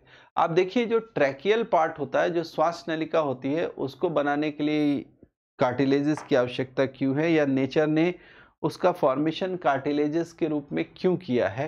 वो सीधा सीधा इसलिए किया है क्योंकि जब हम सांस लेते हैं तो सांस कितनी तेजी से लेते हैं। एक सामान्य सांस लेना है तो उस समय ट्रैकिया के साइज का उतना ही होना जरूरी है, लेकिन अगर आप ज़्यादा तेजी से सांस लेना शुरू करें तो ऐसे में क्या होगा कि ट्रैकिया के वॉल पर प्रेशर पड़ सकता है, और ये भी हो सकता है कि ट्रैकिया कोलैप्स हो। तो फ्लेक्सिबल होने के कारण वो क्या होता है, चूंकि वो बना हुआ है किसका, कार्टिलेज का, तो फ्लेक्सिबल होने के कारण वो आराम से फैल सकता है। और जब आप बहुत ही कह सकते हैं कि प्रेशराइज इनहेल कर रहे होते हैं तो वो फैल सकता है, और उसके बाद अपने आप ही क्या हो सकता है, सिकुड़ भी सकता है। तो ये जो फ्लेक्सिबिलिटी प्रोवाइड की गई है कार्टिलेजेस को, वो इनके कारण है, ठीक है। अब आइए इसके बाद कुछ और भी हमारे पास संयोजी ऊतक हैं, उनको देख लेते हैं।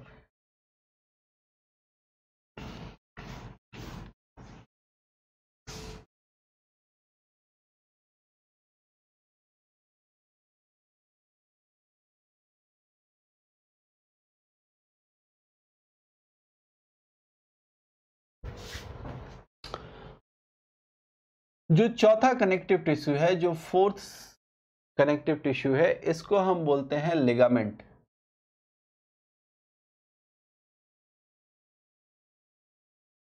लिगामेंट को हम बोलते हैं स्नायु, ठीक है। लिगामेंट जो है ये एक खास प्रकार की कोशिकाओं से बना हुआ, आप कह सकते हैं कि ये इलोंगेटेड सेल्स से बने हुए बैंड लाइक टिश्यू होते हैं, जो कि बोन से बोन को जोड़ने का काम करते हैं। तो आप सीधे सीधे इसको यहाँ इसी रूप में जाने कि जो लिगामेंट होते हैं, ligaments connect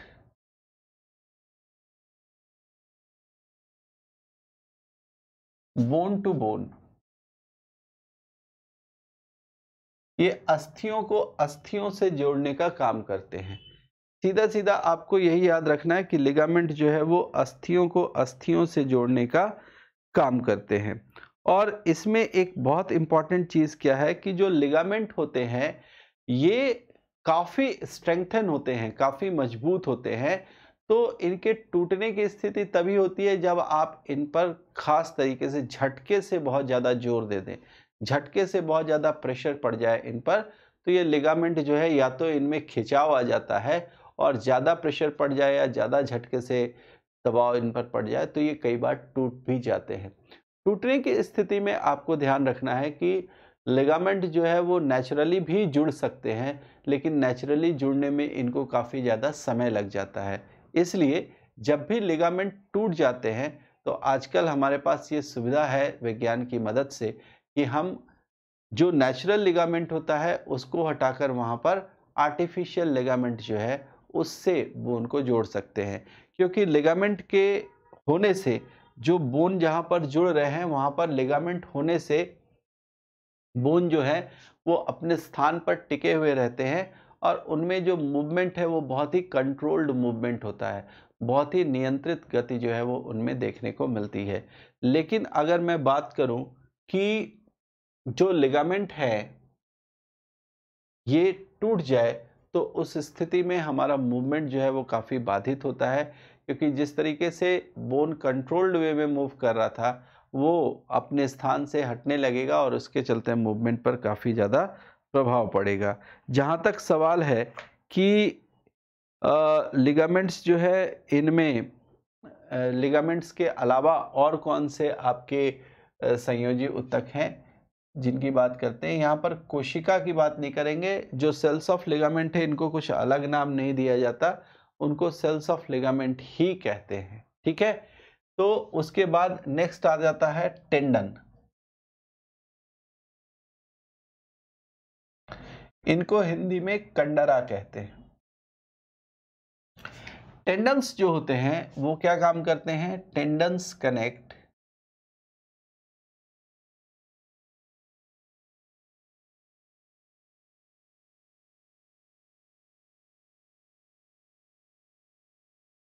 muscles to bone. Tendon क्या काम करते हैं कि जो मसल्स आपके बोन पर चिपके हुए हैं इनको बोन से कनेक्ट कराने का काम टेंडन्स ही करते हैं। बिना टेंडन के आप मसल्स को बोन से नहीं जोड़ सकते। तो ये बहुत ही महत्वपूर्ण है कि आपके पास जो लिगामेंट है, जो टेंडन है, इनके होने की वजह से शरीर का जो ढांचा है वो पूरा हो पाता है, कंप्लीट हो पाता है। सिर्फ बोन से हमारा जो ढांचा है वो कंप्लीट नहीं होगा। बोन तो क्या है कि अलग अलग जॉइंट्स पर आकर टिक गए हैं, उसके बाद वहाँ पर जो जोड़ने का काम है उनको वो लिगामेंट करते हैं। मसल जो कि बोन के ऊपर की कवरिंग बना रहे लेकिन बोन से प्रॉपर जुड़े रहें ताकि उनके संकुचन और प्रसारण से, उनकी फ्लेक्सिबिलिटी से बोन का मूवमेंट प्रॉपर हो पाए, तो उसके लिए टेंडन्स जो हैं वो काम आते हैं और कार्टिलेजेस कुछ खास अंगों को बनाने में मदद करते हैं। आपको मैं बताऊं कि जो कार्टिलेजेस आपने लिखा है वहां पर एक छोटा सा पॉइंट आप और ऐड कर लेंगे, वो मैं यहाँ किनारे लिख देता हूं नोट के फॉर्म में।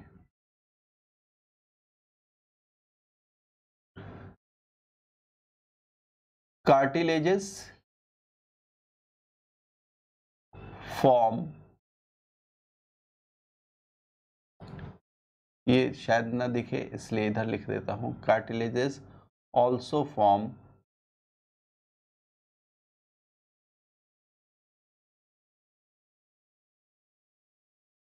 द कवरिंग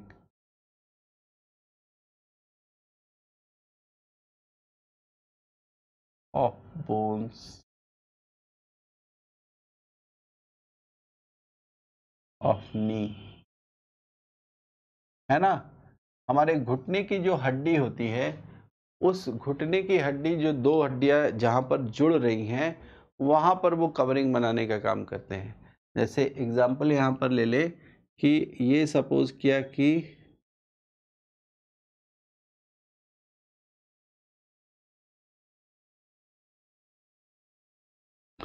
ये जो हड्डी है ना, यहाँ पर आकर घुटने के पास जुड़ रही है और ये इस तरीके से है ना,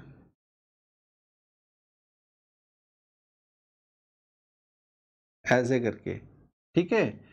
तो इसके ऊपर एक प्रॉपर कवरिंग आपको मिलेगी जिसकी वजह से ये जो बोन्स है वो आपस में घिस ना पाए। कई बार ये कार्टिलेजेस, आपको पता है कि यहाँ पर हम बोलते हैं ना घुटने की जो चिकनाई है वो ख़त्म हो जाती है। वो चिकनाई तो इनके बीच में है ही है, लेकिन इसके अलावा इस बोन के ऊपर वाले हिस्से में क्या होता है, कार्टिलेज की एक परत होती है। उस कार्टिलेज की परत से काफ़ी ज़्यादा सुरक्षा प्रदान की जाती है बोन को। तो यहाँ पर भी कार्टिलेजेस मिलते हैं, ये आपको याद रखना है। ये चीज़ वहाँ कार्टिलेजेस में छूट गई थी, ठीक है। चलिए टेंडन्स कर लिया, लिगामेंट कर लिया। अब इनके अलावा एक खास प्रकार का आप कह सकते हैं कि कनेक्टिव टिश्यू है जिसके विषय में हमें जानने की आवश्यकता है। ये क्या है? इसको हम बोलते हैं एरियोलर टिश्यू। सॉरी,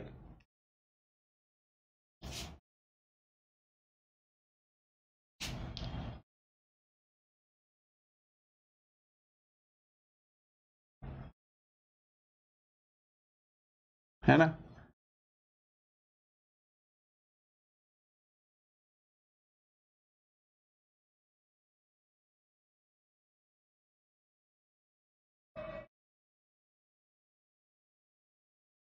एरियोलर उत्तक।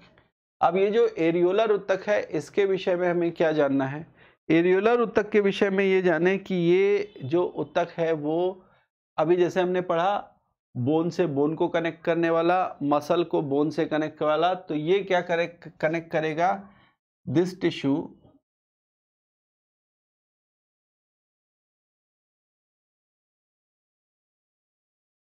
Connects skin to muscle.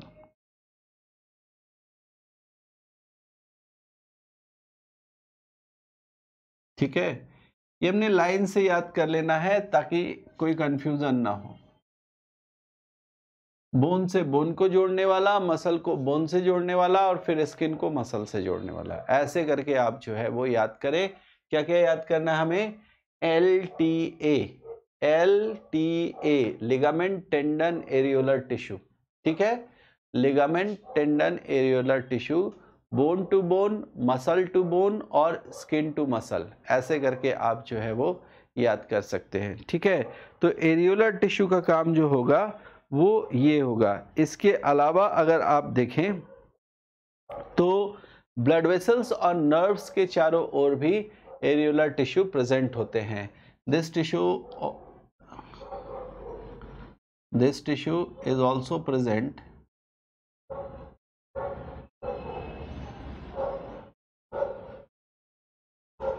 Around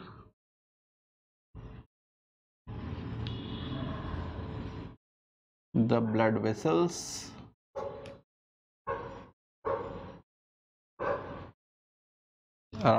vessels and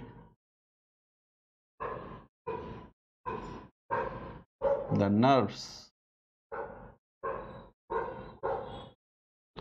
to give them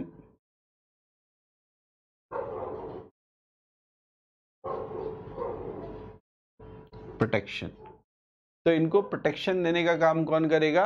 वो एरियोलर टिश्यू करेगा, है ना। ब्लड वेसल्स क्या है? ब्लड वेसल्स हमारे शरीर के अंदर बहुत पतली पतली पाइप के रूप में उपस्थित हैं और इन ब्लड वेसल्स के फैले होने में अब दूसरे अंगों के साथ भी उनका समावेशन होता है। तो उस दौरान वो क्या करें? वो सेपरेट रहें और प्रोटेक्टेड रहें। इसके लिए एरियोलर टिश्यू जो है वो रिस्पॉन्सिबल होते हैं। इसके अलावा हमारे पास जो कुछ और ख़ास प्रकार के टिश्यू हैं उसकी भी चर्चा हम एक और कर लेते हैं। एक एरियोलर टिश्यू के बाद टिश्यू आएगा हमारे पास एट नंबर 7, वो है एडिपोज टिश्यू।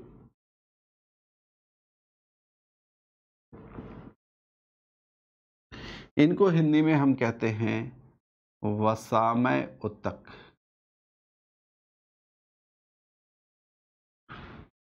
ठीक है, जैसा कि इसमें वसा शब्द आ गया है, इसमें लिपिड या फैट का जो पार्ट है वो आपको दिखाई दे रहा है। तो आपको ये जानना है कि adipose tissue this is specialised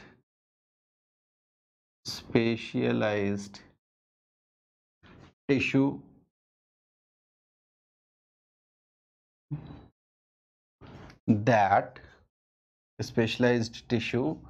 that stores fat globules। अब जो एडिपोज टिश्यू है इसमें फैट होता है, ये फैट को स्टोर करने का काम करता है और इसलिए आप देखें कि ये टिश्यू जो है वो कहाँ कहाँ पर मिलेगा, जस्ट बीनीथ द स्किन, है ना। This tissue is present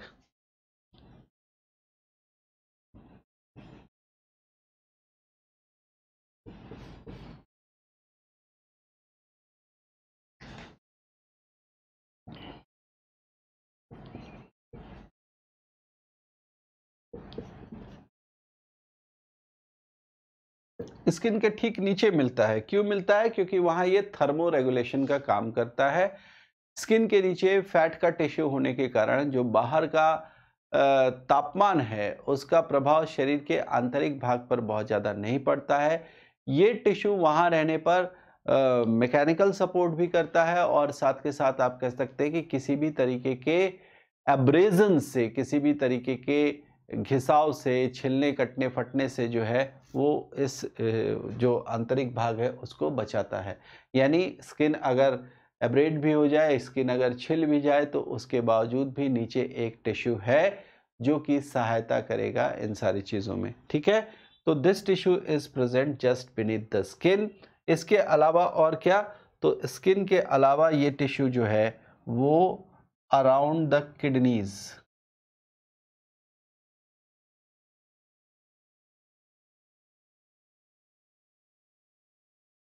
and liver, है ना।